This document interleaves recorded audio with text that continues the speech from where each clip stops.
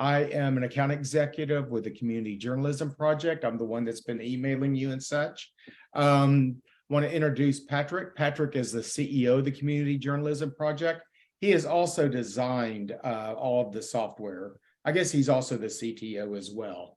So he is going to take us through a number of slides about retention, which we all know is the lifeblood of our papers.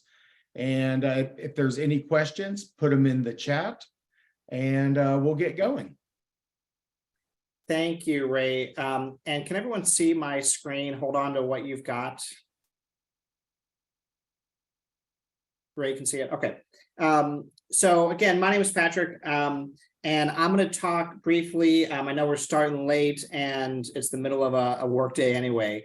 So I'm going to try to be respectful of everyone's time. But the topic that I want to talk about is what Ray's calling circulation on easy mode, or just how to really hit circulation in a modern and, well, let's say effective way. So I'm going to talk about what I think is effective, what are the results that I think are realistic and achievable, and how do we go about getting those results.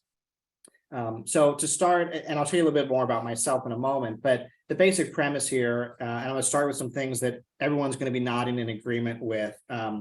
So our industry is struggling, especially community journalism, not just all journalism, although, up and down the scale, there are challenges.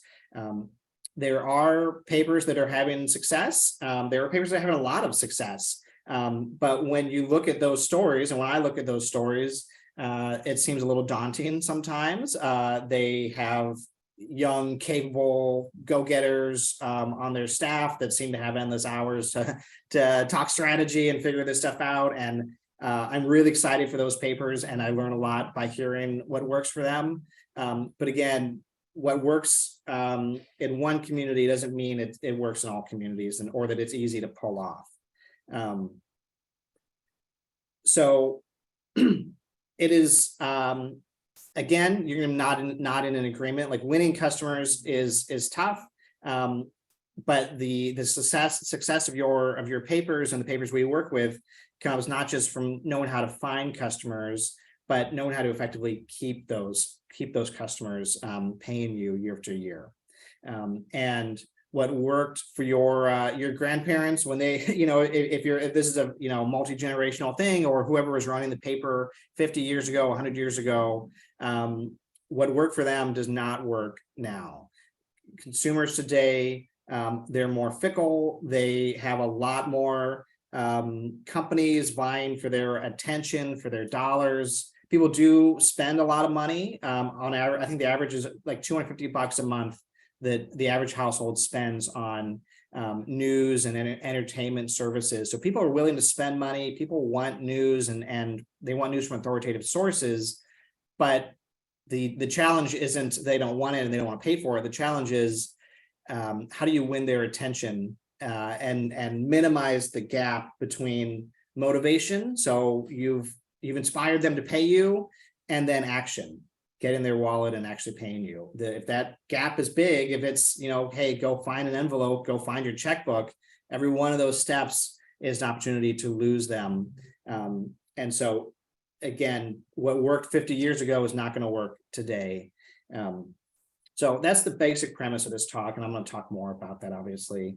But first, Ray introduced me. My name is Patrick. As you guys will not be surprised of with any small company, I have multiple hats, and I lead the Community Journalism Project. We're a small team, and we work with, obviously, community journalism, community newspapers, to help them with their circulation, their engagement, just simplifying their process, taking busy work off their plates. And we're going to talk about retention today as one example of what we do. And it's certainly representative of the larger effort that we do. So we'd love to talk more about that. But today I'm just going to talk about retention.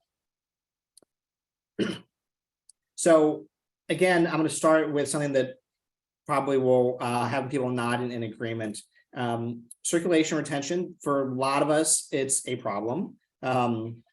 And the way I think about it is this. So 60% of your readers are going to renew no matter what. They've always, they've been getting the paper for 20 years. They're going to get it for the rest of their life. Even if they move away, they're probably still going to want to get it. You obviously want to be respectful and make it easy on them, but you don't really have to fight for their dollars. Then there's, let's say, 5% that are not going to renew. They've passed away. They are tired of all the bad politics or whatever it is. It's not worth chasing them. You're not going to win them. So that leaves 35%.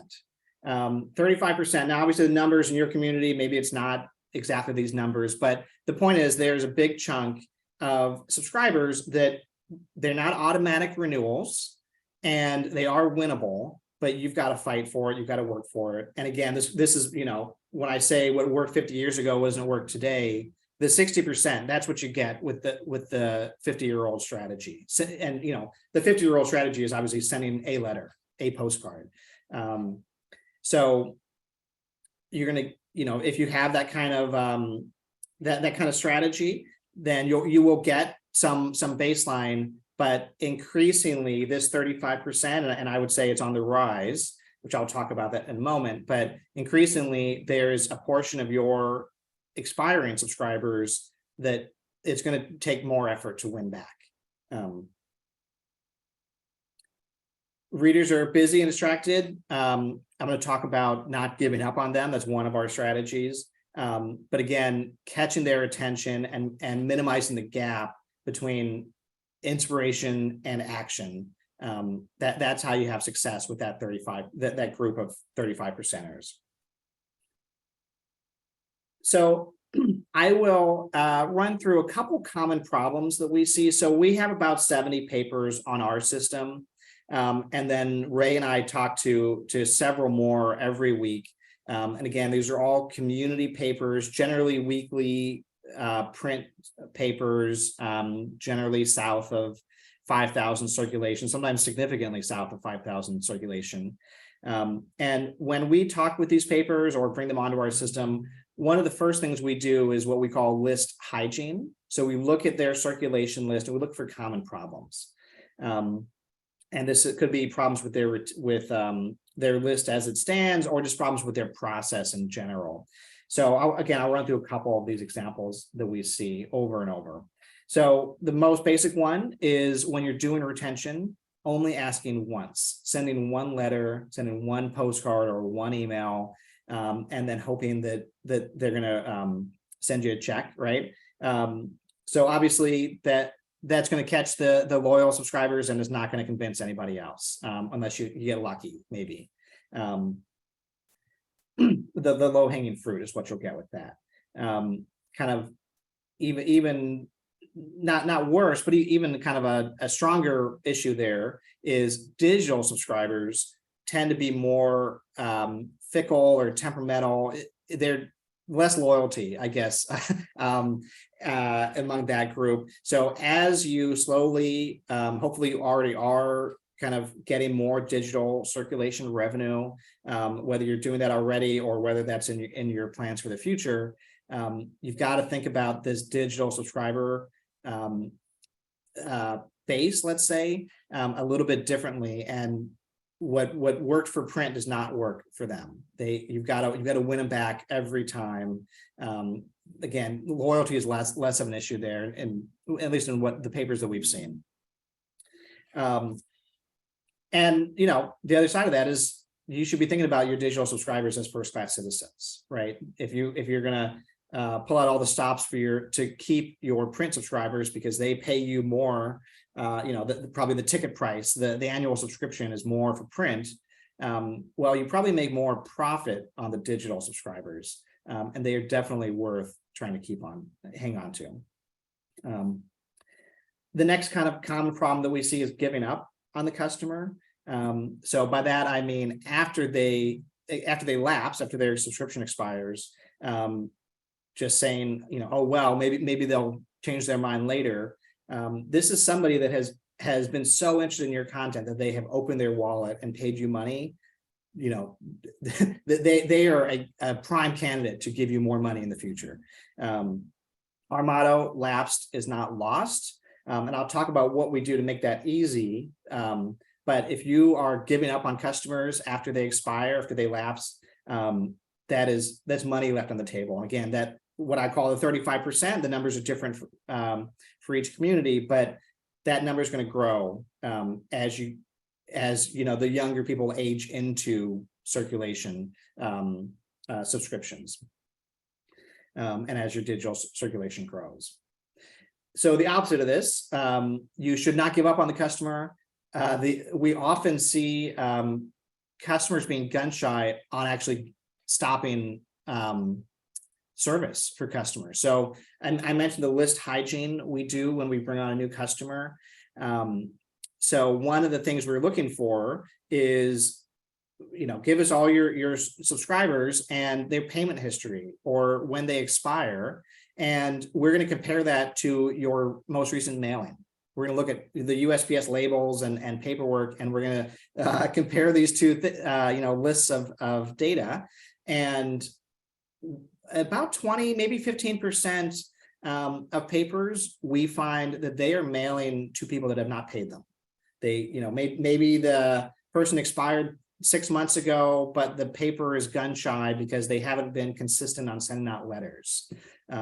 Or, you know, we've seen a couple of times in Interlink, like there's a way to like shut off someone's newspaper status, but it doesn't necessarily sync to the expiration date, some kind of wonky stuff like that. But basically, like the first thing we do when we are doing your list hygiene check is we look for people you're sending papers to that have not paid you. And we talk about, you know, we review those numbers with you, and we talk about a strategy to not just cut them off, but give them another chance, right? How do we win these people? Again, these are the most likely people to pay you, people that have paid you in the past. So again, we see some version of this problem in about 15 to 20% of papers that start with us. The last thing I'll talk about, and I'll mention it briefly because it has its own slide later, but is not putting your content to work for you on retention. So by that, I mean, everything I've talked about so far is really asking for a renewal. It's sending a statement, sending a bill, sending a, hey, wouldn't you love to renew email, something like that. That is great. That's one way to get a renewal is to ask for some money and say it's due. The other way to get some money from a potential customer is to show them some content and say, here's something of interest to you. Wouldn't you like, you know, to see it? It's going to be, you know, it's a $50 subscription or whatever the price is. This is a more sophisticated approach, and I'm going to talk about what I mean by that. We don't see many papers do this at all. And one of the reasons we don't see papers do this is because their content system, let's say their website, whatever they're using for the website, doesn't talk to their circulation system. The website doesn't know who their print subscribers are. Hopefully it knows who their digital subscribers are. But if your website doesn't know who your print subscribers are, then you can't really do this. You have to kind of wait for, you know, a print subscriber to come to your website, as opposed to pushing content to them, social media, email, that kind of stuff. So again, the idea is tempt them back with content if they didn't respond to a bill. Okay, so any questions, and please, anyone type in a question or shout out at any time. Please do feel free to interrupt, but I'll keep going unless anyone has any questions at this point. So I'm going to talk about what we do, and again, this is it's not meant to be a sales pitch. I'm talking about our experience and what we've seen at about 70 papers, but the strategies that we do are really not specific to us, and I'm sure we didn't invent any of it, right? Like it's just good modern kind of customer management. So it's a two-pronged approach, as I've already mentioned. The first part is ask.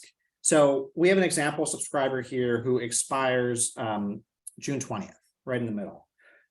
And prior to expiration, we send this subscriber a sequence of letters, emails, postcards. These are the letters and postcards. Obviously, those are physical things. Email obviously is digital. But the point is, it's a variety. It's staggered sequence. It is a variety of ways to engage with somebody and catch their attention. It is not fire and forget one letter and then hope for the best. We work, I mentioned kind of the gap between motivation and execution, or inspiration and execution. That's what we're talking about. When they open the letter, maybe that's not a good time. Maybe they got a stack of bills in front of them, and you're just one of them. So you try again later. Send them an email. Send them a postcard a week later. So we do this. Obviously, there's a balance between the costs of all of this stuff, especially the physical, the letter and the postcard, a balance of that versus the return. And so what we do is we kind of tailor this per subscriber. So we know a lot about the subscriber. We know how they've engaged with your content. Are they opening the emails? Are they looking at the website?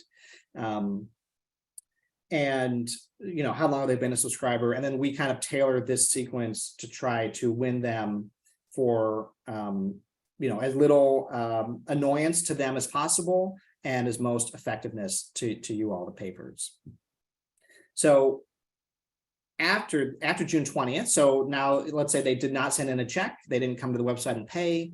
The next thing we do is we give the local staff a call sheet, right? And we say, hey, we took care of 80%. We got all the easy pickings. Here's the 20% that did not renew. Here's their payment history, their contact info. Give it to somebody in your office, and every person on this list is worth a phone call.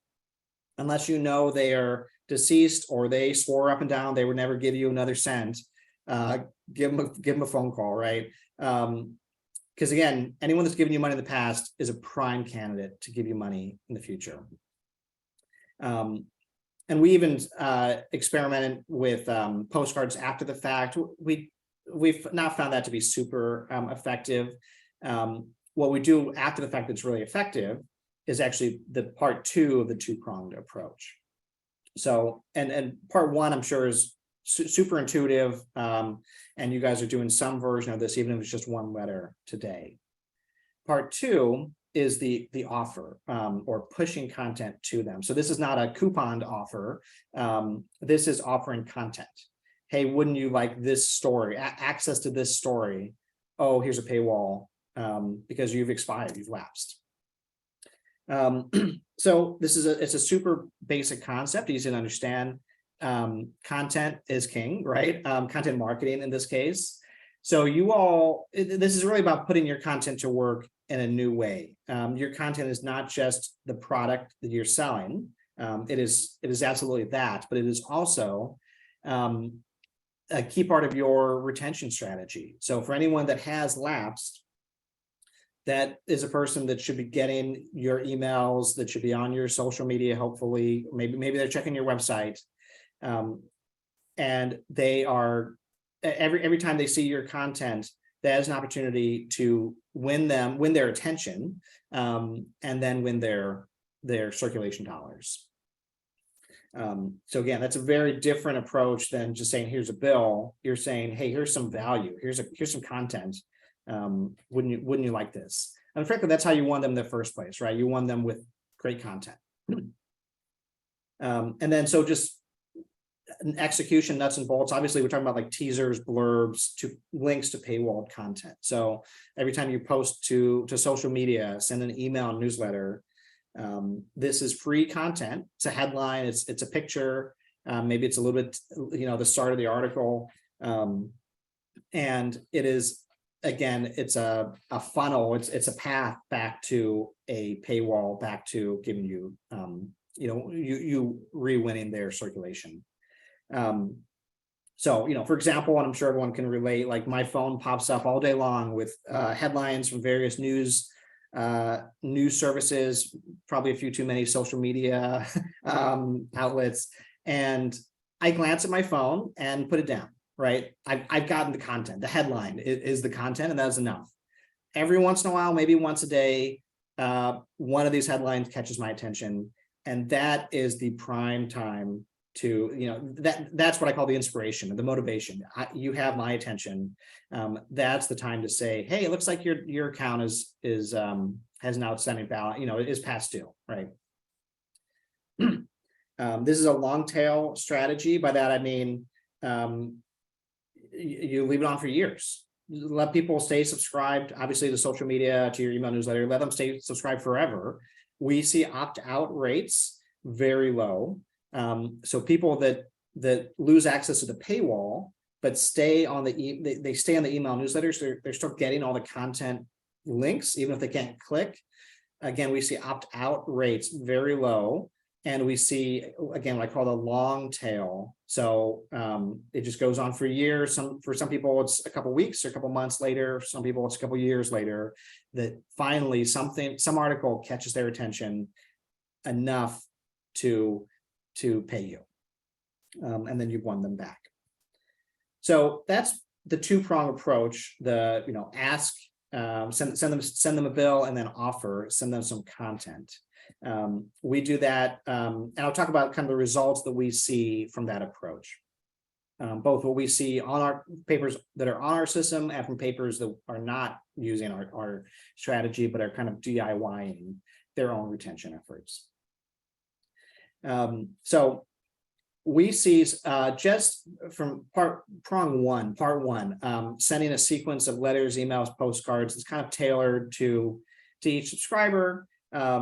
But is not that fancy. We see about a 75-80% retention rate. So again, that's the call sheet that I give you guys, that I give every one of our papers every month. We have taken care of about 75-80% of them, of the readers already. The easy pickings, right? We got them. And you can too, from just a very similar sequence of letters, emails, or postcards. And then going up from that 75 to 80, once we add in the content marketing, again, what I call the long tail content marketing, we go up to about 80 to 90%, really. And this is really where the quality of the content, of course, comes in. Maybe quality is the wrong word. Sometimes it's the salaciousness. Crime stories, we usually see a big jump of those where people have been watching the headlines for free for a couple of years, but some juicy story comes through, and that's what gets them to pull the trigger and open up their wallets. So again, 75 to 80% just from sending letters, emails, postcards to subscribers, and then another 10% or so on top of that when we add into the content marketing efforts. Now, the first slide I showed you was, hey, some of what people are doing sounds cool, but it probably sounds a little daunting. I will say for us, the key here is it has to be easy and convenient for customers to take action. Again, the gap between inspiration and execution or action. It's got to be so easy that they do it right now. They don't go look for their checkbook, look for a stamp, looking at an envelope, and check Facebook or get distracted. So part one, it's got to be so easy for them that they actually do it.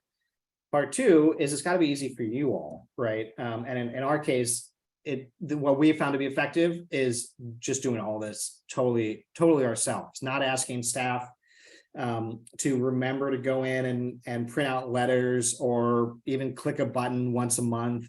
We know when, and for papers that are on our system, we know when people expire.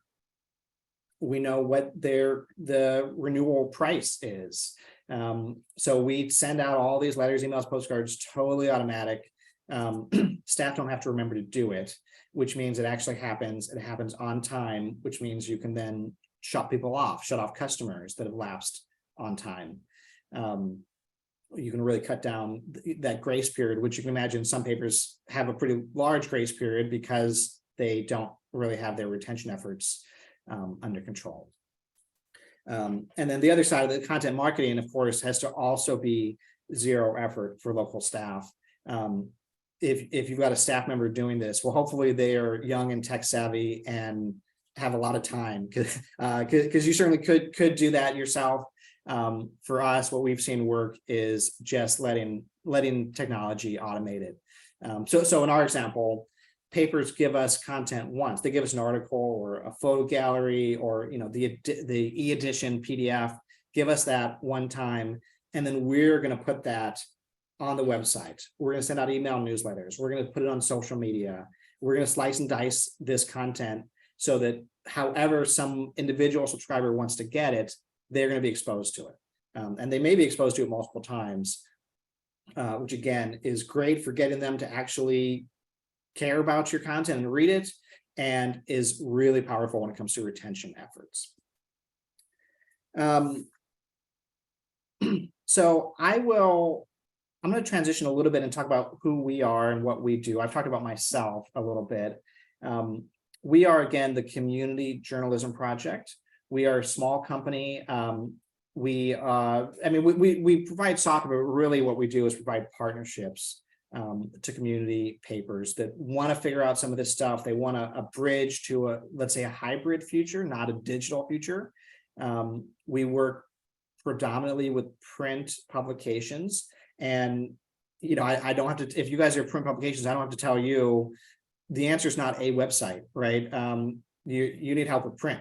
And that's where we start, is helping with how do we help print circulation, take print busy work off your plate. We do all the USPS paperwork and all that kind of stuff, mailing labels. So we help community papers. We have about 70 on our platform now, but we help community newspapers do more with less. And sadly, sometimes that means less staff. I know everybody's hurting with hiring or economic reasons. So if that's you, we certainly can help take a lot of busy work off your plate, so you can focus on editorial and ad sales. So a little bit more of the results that we see. So we do content marketing and circulation, whereas a typical DIY approach, basically everyone that's not on us, is they've got a website, they've got digital circulation in their website. They probably have, maybe it's Interlink or something for their print circulation list. Maybe there's stuff in envelopes for renewals. With us, we say those should not be disconnected systems that don't talk to each other and that just create busy work for staff. And frankly, there's copying, a payment comes into one system, you got to put them in another system. That's an error prone and kind of time consuming process that we don't make you do. We do all the retention stuff that I've talked about. We do all that totally automatic, zero effort for local staff. You give us your content and we're going to put it to work for you, both deliver it to your current customers and put it to work on your retention efforts. And the process that I've seen, that I've described, is about a 28% improvement over a DIY approach, kind of a lower touch approach. So we average in the mid 80% across all the papers that we do this retention for. We average about a mid 80% retention. The other thing that we do that's, again, key to retention is we work to grow your digital audience on your behalf. So if you're a print publication, maybe you've got a little bit of an email list, maybe you've got some digital subscribers that are paying you. We work to grow, to build them in the first place, or grow them if you've already got them. And again, that is key to delivering your product. It is also key to retaining customers at the end of that cycle. And we do all this. Well, we call ourselves a partnership model is what we're offering. Basically, if you're on any number of other vendors, you probably pay them a monthly fee, regardless of how great of a month you've had, right? They're not giving you a discount if you had a tough month. We don't think that's fair. We don't think it's right for this industry. So what we do, again, we call it the partnership model. There's no monthly fee, we earn money when you earn money, right? So if we're not making you money, then we're not making money for ourselves. That's the basic premise. I'm not going to get into all of that. We'd love to talk more about what we do, and what your community could specifically use. But I'm going to end. I've been talking for a while now, so I'm going to I'm going to end it here, and open it up to any questions.